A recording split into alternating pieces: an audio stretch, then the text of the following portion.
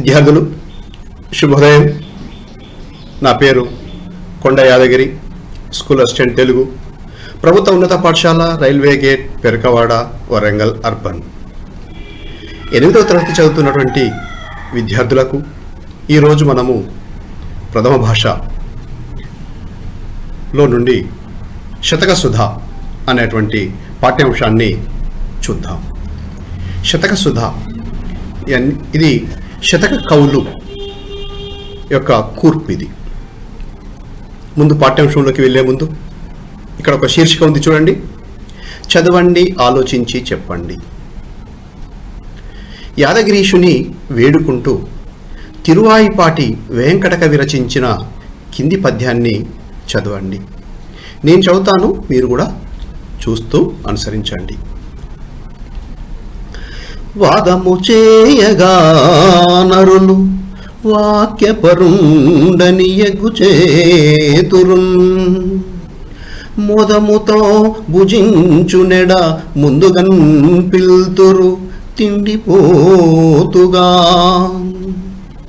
ఏదియున్ పల్కకున్న ఎడ ఈతడు మూగని ఎంచుచుండ్రుగా,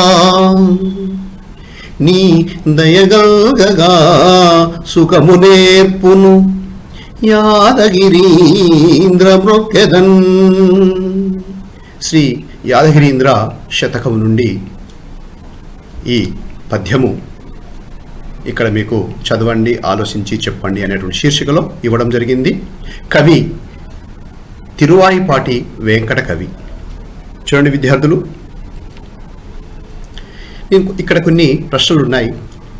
వాటిని కనుక చూసినట్లయితే ఈ పద్య భావాన్ని అనుసరించి, ఈ పద్య శీర్షికను అనుసరించి మీకు సమాధానాలు దొరుకుతాయి. ఈ పద్యము ఏ శతకంలోనిది, కవి ఎవరు, మీరు బాగా పరిశీలన చేయండి. ఈ పద్యము ఏ శతకంలోనిది, కవి ఎవరు, ఈ పద్యాన్ని చదివినప్పుడు మీరేం గ్రహించారు, అందులో భావము ఏమి చేస్తే ఏమంటారు అనేటువంటి విషయాన్ని మీరు అక్కడ చక్కగా భావాన్ని అర్థం చేసుకుంటే సరిపోతుంది. కవులు శతక పద్యాలు ఎందుకు రాస్తారు? మనం ఈ పాఠ్యాంశం పూర్తి అయిపోయేటప్పటికీ మీకు సరి అయినటువంటి అవగాహన వస్తుంది ఈ ప్రశ్న మీద కూడా. ఈ పద్యంలోని మకుటం ఏమిటి? నేను శతక లక్షణాలన్నీ చెప్పేటప్పుడు మకుటం అంటే ఏంటి, శతక పద్యం ఏ విధంగా ఉంటుంది, ఎలా రాయాలి అనేటువంటి విషయాన్ని కూడా మీకు చెప్తాను. ఇందులో మకుటము అంటే మామూలుగా అర్థము కిరీటం. రాజుగారికి కిరీటం ఏంటో, కిరీటం ఎలా అందాన్ని ఇస్తుందో, శతకములో మకుటం కూడా ఆ శతకానికి అలాంటి అందాన్ని ఇస్తుంది. ఈ పద్యంలోని మకుటం ఏమిటి? మీకు తెలిసిన కొన్ని శతకాల మకుటాలను చెప్పండి. భాస్కర శతకంలో భాస్కర అనేటువంటిది మకుటము. వేమన శతకంలో విశ్వధాభిరామ వినరవేమ అనేటువంటిది శతకము. బద్దెన రాసినటువంటి సుమతి శతకంలో సుమతి అనేటువంటిది మకుటము. అదేవిధంగా నేను కూడా ఒక శతకాన్ని రాశాను, కొండ శతకము. ఆ కొండ శతకంలోని మకుటం కూడా కొండనే. ఈ విధంగా మనం చెప్పుకుంటూ పోయినట్లయితే అనేక శతకాలు ఉన్నాయి. ఆ శతక పద్యాలలో మకుటము ఉంటుంది. అది నేను మకుటం గురించి కూడా మీకు తర్వాత సవివరంగా తెలియపరుస్తాను. పాఠము ఉద్దేశం. శతక పద్యాలు సమాజంలోని పోకడలను తెలుపుతాయి. వాటి ఆధారంగా విద్యార్థుల్లో నైతిక విలువలను పెంపొందింపచేసి ఉత్తమ పౌరులుగా తయారు చేయడమే ఈ పాఠ్యాంశం యొక్క ఉద్దేశం. అంటే శతకాన్ని కనుక రాయాలి అంటే ఆ కవులకు సమాజముపై ఉన్నటువంటి పూర్తి అవగాహన కలగాలి. సమాజం యొక్క పోకడలు, సమాజంలోని వ్యక్తుల యొక్క మనస్తత్వాలు, సమాజంలో కుటుంబ వ్యవస్థ, సమాజంలోని రుగ్మతలు, ఈ అన్నింటిపై పూర్తి అవగాహన, పరిశీలన ఉన్నప్పుడే కవి శతక సాహిత్యాన్ని రాయడానికి పూనుకుంటాడు. అలాంటి శతకాలు కనుక మనం చదివినట్లయితే సమాజంలోని అనేక పోకడలను మనం అవగాహన చేసుకోవచ్చు. ఆ విధంగా విద్యార్థుల్లో నైతిక విలువలను పెంపొందింపచేసి భావి భారత పౌరులుగా తయారు చేయడమే ఈ పాఠ్యాంశం యొక్క ముఖ్య ఉద్దేశం. విద్యార్థులు పాఠ్యభాగ వివరాల్లోకి కనుక వెళ్ళే ముందు మనం చూసినట్లయితే పాఠ్యభావ వివరాలు చూడండి. ఇక్కడ ఈ పాఠము శతక ప్రక్రియకు చెందినది. శతకము అంటే 100 పద్యాలు కలది. శతకము అంటే 100. శతకము 100. కానీ 108 పద్యాలు ఉండడము శతకానికి పరిపాటి. అంటే శతకానికి సర్వసాధారణంగా తెలుగులో శతకము 108 పద్యాలతో రాస్తున్నారు కవులు. సరే, అందరూ ఒకే రకంగా 108 రాయడం లేదు. కాకుంటే సర్వసాధారణంగా మాత్రము 108 పద్యాలు ఉంటున్నాయి. కొందరు 103, కొందరు 102, కొందరు 105. సరే, వారి యొక్క సంఖ్య ఇష్ట సంఖ్య అని అంటాం చూడండి. ఆ విధంగా మామూలుగా 108 అయితే 1 + 8 9 అవుతుంది. అందరికీ సర్వసాధారణంగా ఇష్టపడేటువంటి అంకె ఆ సంఖ్య 9. కాబట్టి 108 రాయడము పరిపాటి అయింది. ఈ పద్యాలకు సాధారణంగా మకుటం ఉంటుంది. ఇప్పుడే చెప్పాను మీకు. మకుటము అంటే మామూలుగా అర్థం ఏంటి? కిరీటము. రాజుగారికి కిరీటం ఏ విధంగా అందాన్ని ఇస్తుందో ఈ మకుటము పద్యానికి అలాంటి అందాన్ని ఇస్తుంది. కనుక శతక సాహిత్యానికి మకుటం అనేది తప్పనిసరి. అలా మకుటము ఉంటేనే దాన్ని శతక సాహిత్యము అంటారు. ఇది పద్యము చివర పదముగా కానీ లేదా పాదముగా కానీ లేక 2 పాదాలుగా కానీ అన్ని పద్యాలలో ఒకే విధంగా ఉంటే దాన్ని మకుటము అంటారు. అన్ని పద్యాలలో భాస్కర శతకం కనుక చూసినట్లయితే చివర భాస్కర భాస్కర భాస్కర అని ఉంటుంది. అదే వేమన శతకాన్ని కనుక చూసినట్లయితే విశ్వధాభిరామ వినురవేమ అని ఒక పాదంలో ఉంటుంది. ఈ విధంగా చివరి పదము కానీ చివరి పాదము కానీ ఒకే విధంగా ఉంటే దాన్ని మకుటము అంటారు. ఈ మకుటము శతక సాహిత్యంలో తప్పనిసరి. మకుటం అంటే కిరీటము అని అర్థం కూడా. శతకంలోని ప్రతి పద్యము దేనికదే స్వతంత్ర భావాన్ని కలిగి ఉంటుంది. మనం చూసినట్లయితే సాహిత్యంలో కథాకథనంలో అనేక ప్రక్రియలు ఉంటాయి. అంటే ఒక పద్యానికి ఇంకొక పద్యానికి సంబంధం ఉంటూ కథాకథనం నడుస్తూ ఉంటుంది. కానీ శతక సాహిత్యంలో అలా మొదటి పద్యానికి, రెండో పద్యానికి, మూడో పద్యానికి ఎలాంటి సంబంధాలు ఉండవు. ఏ పద్యంలోని భావాన్ని అదే పద్యంలో కవి ఇనుమడింప చేస్తాడు. కాబట్టి స్వతంత్ర భావాన్ని కలిగి ఉంటుంది. ఈ పాఠంలోని పద్యాలను నారాయణ, చిత్త, భాస్కర, దాశరథి, నరసింహ, విశ్వకర్మ, శ్రీ వెంకటేశ్వర, శ్రీ భాకవరాంజనేయ శతకాల నుండి తీసుకున్నారు. మనము ఒక్కొక్క పద్యాన్ని చూసే ముందు ఆ పద్యాన్ని రాసినటువంటి కవి ఎవరో ఆ కవి గూర్చి పరిచయం చేసుకుంటూ ఆ పద్యాన్ని మనము చూద్దాము. అన్నీ ఒకేసారి అందరి కవులను ఒకేసారి చూసి తర్వాత పద్యాలు చూస్తే మీకు అర్థం కాదు. కనుక ఏ కవి గూర్చి చూసి ఆ కవి యొక్క పద్యాన్ని మనము చదువుదాం. ఓకేనా విద్యార్థులు? ప్రవేశిక. విశిష్టమైన సాహిత్య ప్రక్రియల్లో శతకము ఒకటి. మేలి ముత్యాల్లాంటి శతక పద్యాల నుండి కొన్నింటిని ఈ పాఠం ద్వారా చదువుకుందాం. నైతిక విలువలను పెంపొందించుకుందాం. అనేక ప్రక్రియలు ఉన్నాయి తెలుగు సాహిత్యంలో. నవల, నాటకము, కథ, కథానిక, శతకము, ఇలా చెప్పుకుంటూ పోతే అనేక రకాలైనటువంటి ప్రక్రియలు ఉన్నాయి. ఆ ప్రక్రియలలో కూడా, ఆ సాహిత్య ప్రక్రియలలో శతకము అనేటువంటిది ఒక మహోన్నతమైనటువంటి ప్రక్రియ. ఇది సమాజంలోని పోకడలను, సమాజంలోని రుగ్మతలను, సమాజంలోని విలువలను మనకు తెలియపరుస్తూ రాయబడినటువంటిది శతకం. విద్యార్థులు, మనము నారాయణ శతకంలోని ఒక పద్యాన్ని చూసే ముందు ఆ నారాయణ శతకాన్ని రచించినటువంటి వారెవరు, దానిలోని మకుటం ఏంటో మనం ఒక్కసారి చూద్దాం. నారాయణ అన్న మకుటంతో మనసుకు ఆహ్లాదాన్ని కలిగించే అద్భుతమైన పద్యాలు ఇందులో ఉన్నవి. ఆ నారాయణుణ్ణి వేడుకుంటూ నారాయణ అని పలకరింపుగా ఇందులో మకుటాన్ని తీసుకొని కవి నారాయణ శతకము రాయడం జరిగింది. దీనిని పోతన రాశాడు. మీకు తెలుసు, పోతన, బమ్మెర పోతన అంటారు. బమ్మెర పోతన వరంగల్, పాత వరంగల్ జిల్లాలోని బమ్మెర గ్రామవాసి పోతన కనుక బమ్మెర పోతన అని వారికి పేరు వచ్చింది. ఇప్పటి జనగాం జిల్లాలోని బమ్మెర గ్రామంలో బమ్మెర పోతన నివసించాడు. ఈయన ఆంధ్ర మహాభాగవతం, భోగిని దండకం, వీరభద్ర విజయం రాశాడు. అయినప్పటికీ నారాయణ శతకము నారాయణుడి గురించి తలపిస్తూ సమాజంలోని పోకడలను కూడా ఈ సమాజానికి అందించాలనేటువంటి మహోన్నతమైనటువంటి లక్ష్యంతో నారాయణ శతకం రాయడం జరిగింది. మీకు తెలుసు విద్యార్థులు, పోతన అనగానే బమ్మెర అంటారు. ఆ బమ్మెర గ్రామవాసి కనుక బమ్మెర పోతన రాసినటువంటిది ఆంధ్ర మహాభాగవతం, భోగిని దండకం, వీరభద్ర విజయంతో పాటు సమాజంలోని రుగ్మతలను తెలియపరుస్తూ నారాయణ శతకం రాశాడు. ఆ నారాయణ శతకంలోని ఒక పద్యాన్ని, పోతన రాసినటువంటి ఒక పద్యాన్ని మనం ఇక్కడ చూద్దాము. పోతన 15వ శతాబ్దానికి చెందినటువంటి వాడు.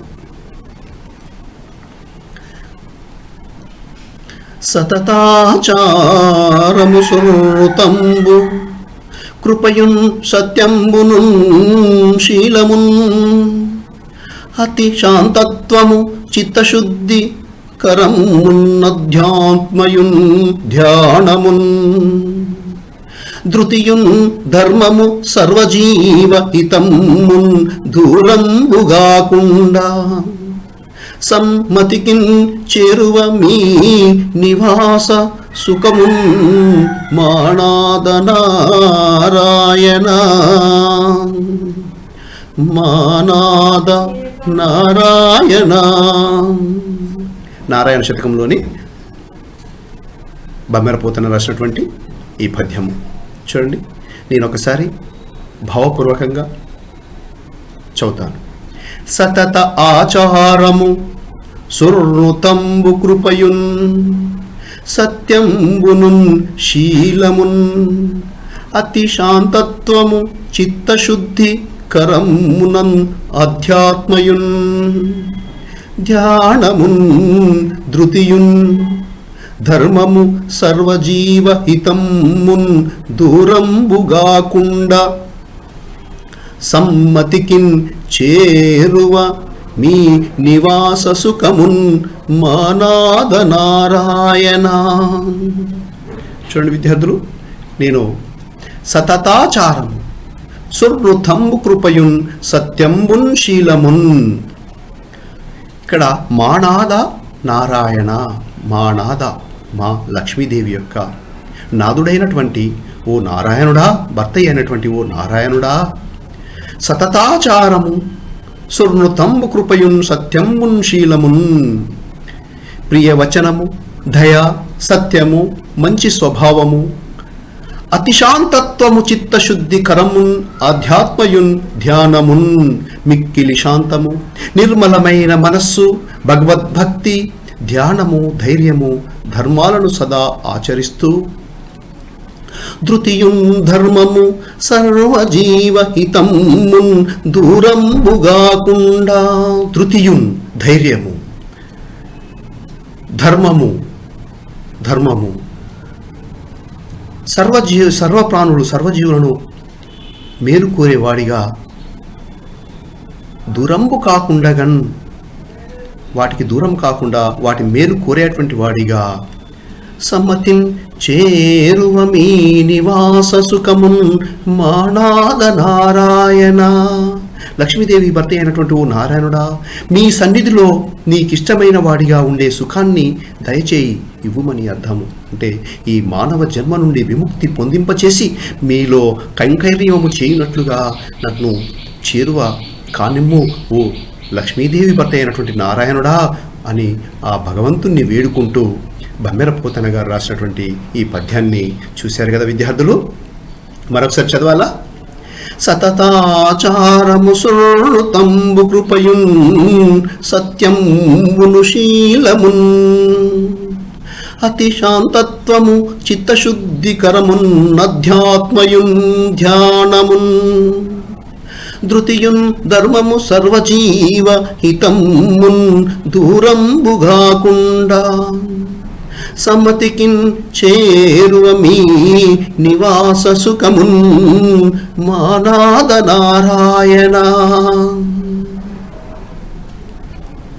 విద్యార్థులు, రెండవ పద్యము చిత్తశతకము నుండి గ్రహించినటువంటిది. ఈ పద్యాన్ని రాసినటువంటి వారు శ్రీపతి భాస్కర కవి. శ్రీపతి భాస్కర కవి చిత్తమా అనే మకుటంతో పద్యాలను రాశాడు. మకుటం అంటే చిత్తమా ఓ మనసా అనేటువంటి మకుటంతో భాస్కర కవి చిత్తశతకాన్ని రాశాడు. ఈయన శైవ పండితత్రయంలో ఒకరైన శ్రీపతి పండితుని వంశం వాడని పరిశోధకుల అభిప్రాయం. ఈయన 17వ శతాబ్దానికి చెందినటువంటి కవి. చూశారు కదా విద్యార్థులు, ఈ చిత్తశతకము నుండి మనకి ఇవ్వబడినటువంటి పద్యాన్ని మనం మరొకసారి ఇక్కడ చూద్దాము. శ్రీపతి భాస్కర కవి రాసినటువంటి చిత్తశతకము. ఇక్కడ చూడండి, సమాజంలో ఏమి చేయాలి, ఎలా ఉండాలి అంటూ కవి బీదల కన్న వస్త్రములు పేర్మిను సంగుము తుచ్చ సౌఖ్య సంపాదనకై అబద్ధములు పల్కకు వాదములాడబోకు మర్యాదనతిక్రమింపకు పరస్పర మైత్రి మెళంగున్ ఇట్టివౌ వేదములంచెరంగుము వివేకదనం విధి నమ్ము చిత్తమా. ఇది వివేకవంతులకు ధనము లాంటిది. నమ్ము ఓ చిత్తమా, ఓ మనసా, దీన్ని నమ్ముకో, ఇవి వేదములలాగా చలామణి అవుతూ ఉంటాయి. ఏంటివవి?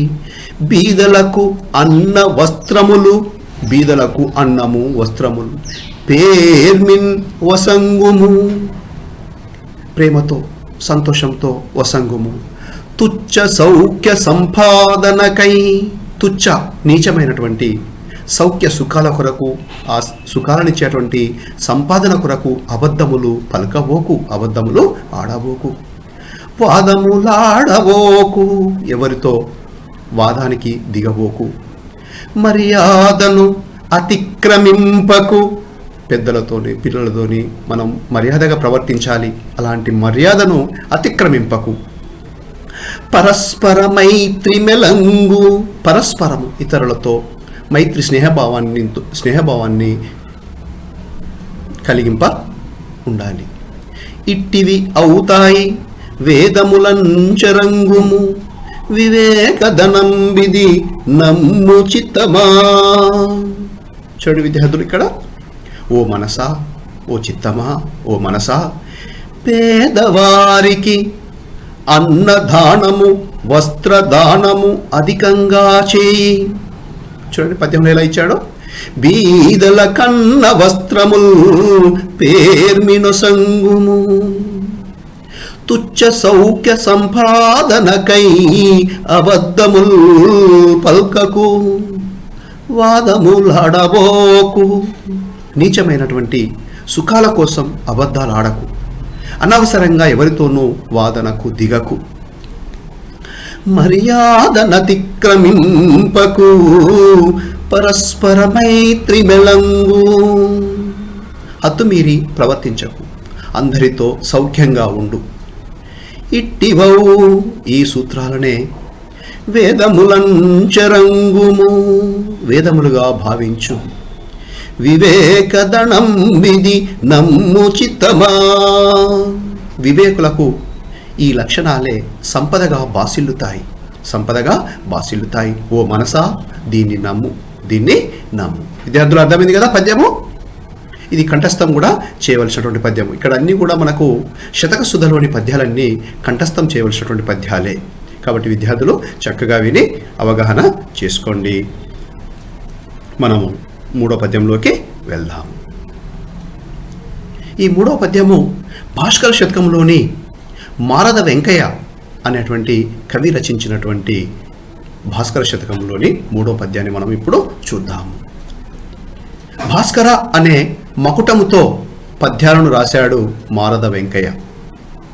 భాస్కర శతకంలోని ప్రతి పద్యంలోని మొదటి 2 పాదాలలో ఒక నీతిని చెప్పి తరువాతి పాదాలలో దానిని సమర్థిస్తూ ఒక దృష్టాంతాన్ని చెప్పడము ఈ శతకంలోని ప్రత్యేకత. దృష్టాంత అలంకారం అంటారు. ఆ పద్యాన్ని కనుక చూసినట్లయితే మీకు ఎలా ఉంటుంది అంటే మొదటి 2 పాదాలలో కవి ఒక నీతిని చెప్తూ ఉంటాడు. ప్రతి పద్యంలో ఒక నీతిని చెప్పి దాన్ని చివరి పాదం 3వ పాదంతో అన్వయింపచేస్తాడు, దృష్టాంతాన్ని చెప్తాడు. ఇలా చెప్పడాన్నే దృష్టాంత కావ్యం అంటారు, దృష్టాంత అలంకారం అని కూడా అంటారు. మనము ఈ మారద వెంకయ్య 17వ శతాబ్దానికి చెందినటువంటి కవి. మీ అందరికీ సుపరిచితమైనటువంటి పద్యం ఇది. చూడండి విద్యార్థులు. చదువది ఎంతగల్గిన రసజ్ఞత ఇంచుక చాలకున్నన్, ఆ చదువు నిరర్ధకంబు గుణ సంయుతులెవ్వరు మెచ్చరెచ్చటన్, పదనుగా మంచి కూర నలపాకం చేసిననైనన్, అందు ఇంపొదివెడు నుప్పులేక రుచి పుట్టగా నేర్చునటయ్య భాస్కరా. చూసారా విద్యార్థులు, ఇది ప్రత్యేకంగా విద్యార్థుల కొరకు, చదువు కొరకు చెప్పబడినటువంటి పద్యం ఇది. చదువది ఎంత కలిగిన, చదువు అనేటువంటిది ఎంత కలిగినప్పటికీ, ఎంత వచ్చినప్పటికీ కూడా రసజ్ఞత ఇంచుక చాలకున్నన్, రసజ్ఞత సారము, దాంట్లో ఉన్నటువంటి సారము ఇంచుక ఏమాత్రం కూడా చాలకుండా ఉంటే ఆ చదువు నిరర్ధకంబు, ఆ చదువుకున్నటువంటి దానికి ఫలితం లేకుండా పోతుంది, నిరర్ధకం అయిపోతుంది. గుణ సంయుతులెవ్వరు మెచ్చరెచ్చటన్, గుణ సంయుతులెవరు, గుణవంతులు ఎవరు కూడా ఆ చదువును మెచ్చుకోరు. కాబట్టి ఎంత చదువు ఉన్నప్పటికీ కూడా సంస్కారము అనేటువంటిది ప్రధానము. ఆ సంస్కారము లేనటువంటి చదువు ఎంత ఉన్నప్పటికీ కూడా గుణవంతులు ఎవరు కూడా మెచ్చుకోరు అని ఇక్కడ నీతులు చెబుతూ దాన్ని ఏ విధంగా దృష్టాంతం చేస్తున్నాడో, పోలిక చేస్తున్నాడో కవి చూడండి. అదే దృష్టాంత అలంకారం. ఇక్కడ చూడండి దృష్టాంతం ఎలా చేశాడు. పదనుగా మంచి కూర నల పాకము చేసిన నైనన్, అందు ఇంపొదివెడు నుప్పులేక రుచి పుట్టగా నేర్చునటయ్య భాస్కరా. చూడండి నలపాకం ఎంత పదునుగా, ఎంత మంచిగా నలపాకం చేసినాయి అయినప్పటికీ కూడా అందులో ఇంపొదివెడు రుచిని కలిగింపచేసేటువంటి ఉప్పు కొద్దిగంతా కనుక లేకపోయినట్లయితే అది రుచించదు. ఆ విధంగా అంటే ఎంత చదువు ఉన్నప్పటికీ కూడా రసజ్ఞత లేకపోతే అది అందరికీ రుచించదు, అందరికీ మెచ్చుకోరు, అందరూ కూడా మెచ్చుకోరు. అదేవిధంగా ఉప్పు లేకపోతే కూడా ఆ కూర రుచిగా ఉండదు అని కవి చక్కని దృష్టాంతం చేస్తూ చెప్పాడు. చూడండి మరొకసారి విద్యార్థులు భావాన్ని చూద్దాము. భాస్కరా, ఓ సూర్యభగవానుడా, ఎంత చదువు చదివినా అందులోని అంతరార్థాన్ని గ్రహించలేనప్పుడు ఆ చదువు వ్యర్థము. అటువంటి చదువును ఎక్కడైనా గుణవంతులు మెచ్చుకోరు. ఎంత బాగా వంట చేసినా దానిలో తగినంత ఉప్పు లేకపోతే అది రుచించదు కదా. కాబట్టి విద్యార్థులు చక్కని చదువుతో పాటు మనకు సంస్కారం ఉండాలి. ఆ చదువులోని అంతరార్థాన్ని గ్రహించగలిగినప్పుడే మనము ఒక మహోన్నతమైనటువంటి వ్యక్తిత్వం కలిగి మహోన్నతమైనటువంటి వ్యక్తిగా మనము పేరు ప్రఖ్యాతులు పొందుతాము. కాబట్టి చదువుకోగానే సరిపోదు, ఆ చదువు యొక్క అంతరార్థాన్ని ఇన్మడింప చేసుకోవాలి. విద్యార్థులు ఇది ప్రత్యేకంగా మీ కొరకు చెప్పబడినటువంటి పద్యము. ఇది మారద వెంకయ్య గారు భాస్కర శతకంలో రాశాడు. భాస్కర అంటే సూర్యుడా అని అర్థము. చూశారు కదా విద్యార్థులు. చదువది ఎంత కలిగిన రసజ్ఞత ఇంచుక చాలకున్నన్, ఆ చదువు నిరర్ధకంబు గుణ సంయుతులెవ్వరు మెచ్చరెచ్చటన్, పదనుగా మంచి కూర నలపాకము చేసిన నైనన్, అందు ఇంపొదివెడు నుప్పులేక రుచి పుట్టగా నేర్చునటయ్య భాస్కరా.